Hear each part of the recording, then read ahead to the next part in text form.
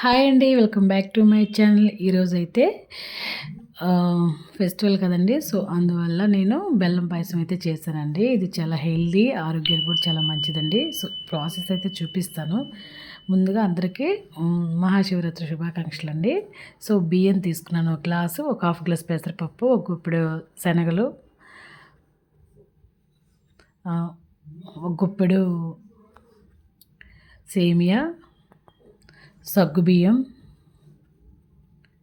అన్నీ అయితే తీసుకున్నానండి. సో, ఇవన్నీ కలిపేసి నేను చూపిస్తాను మీకు ప్రెషర్ కుక్కర్‌లో.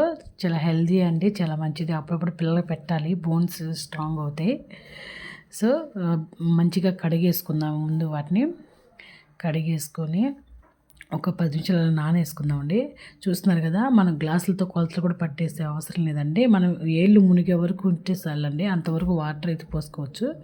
ఈలోపు అది నానేలోపు బెల్లం అయితే తీసుకుందాము ఫ్రిడ్జ్‌లో నుంచి. అది గట్టిగా ఉందండి. చాక్ కట్ అవ్వట్లేదు. అందుకల్లా నేను సుత్తి తీసుకొని కొట్టేస్తున్నాను. ఈలోపు కొంచెం బెల్లం కరిగించుకుందాం. పాకానికి రాకూడదండి. జస్ట్ కరిగించుకుంటే చాలు. ఆ వేడికి ఉన్న ముక్కలు కూడా కరిగిపోతాయి. కలుపుకుంటూ ఉంటే లోపల ఉన్న ముక్కలన్నీ కరిగిపోతాయండి. ఇది చాలా బాగుంటుంది. నైవేద్యంగా కూడా పెట్టొచ్చండి దేవుళ్ళకి. ఈలోపు పాలు కూడా ఒక అర లీటర్ పాలు అయితే కాబెట్టుకున్నాను. ఇలాచి పౌడర్ కూడా దంచిపెట్టి రెడీ చేసుకుందాం. ఈలోపు నేను అయితే రైస్ స్టార్ట్ చేశానండి.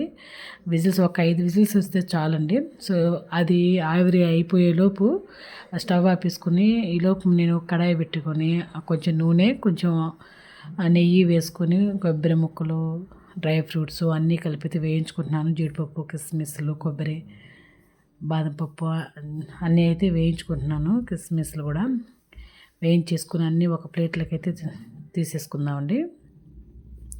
ఏం చేద్దామంటే ఇవి ఎక్కువగా వేగకూడదండి. దోరగా వేగితే చాలు. మంచి స్మెల్ వస్తుంది. టేస్ట్ బాగుంటుంది. ఇప్పుడైతే ప్రెషర్ కుక్కర్ మూత తీసాను చూడండి. కొంచెం చల్లారినాకే తీసుకోవాలి. దీంట్లో వేడి పాలు కలుపుకొని కలబెట్టుకోవాలండి. అదేవిధంగా బెల్లం సిరప్ కూడా కొంచెం పోసేసాను చూస్తున్నారు కదా! తర్వాత దాంట్లో పాలు పోసి కలుపుకుందాము. ఈలోపు వీటన్నిటిని కలుపుకొని స్టవ్ మీద పెట్టుకుందామండి. స్టవ్ మీద పెట్టుకొని పాలు కొంచెం మిగిలిచ్చాను. ఆ మిగిలిన పాలు ఏవైతే ఉన్నాయో అది కలుపుకున్నాను. చాలా టేస్టీగా బాగుంటుంది. నెయ్యి కూడా యాడ్ చేశానండి. మా పిల్లలు ఈరోజు పర్సనల్గా అడిగారు, అమ్మ నాకు కావాలని. అందుకే చేశాను. డ్రై ఫ్రూట్స్, కొంచెం సాల్ట్ వేసాను, ఒక చిటికెడు, ఎక్కువ కూడా వేయలేదు. ఇవన్నీ కలిపేసి పిల్లలు పెడితే చాలా బలవండి. నేను అప్పుడప్పుడైనా చేస్తుంటాను, 1 వీక్ ఒకసారైనా. మీరు కూడా ట్రై చేసి మీ ఫీడ్బ్యాక్ నాతో షేర్ చేసుకుంటూ మర్చిపోవద్దండి. ఎలా ఉందో కూడా చెప్పండి. థ్యాంక్ యూ అండి.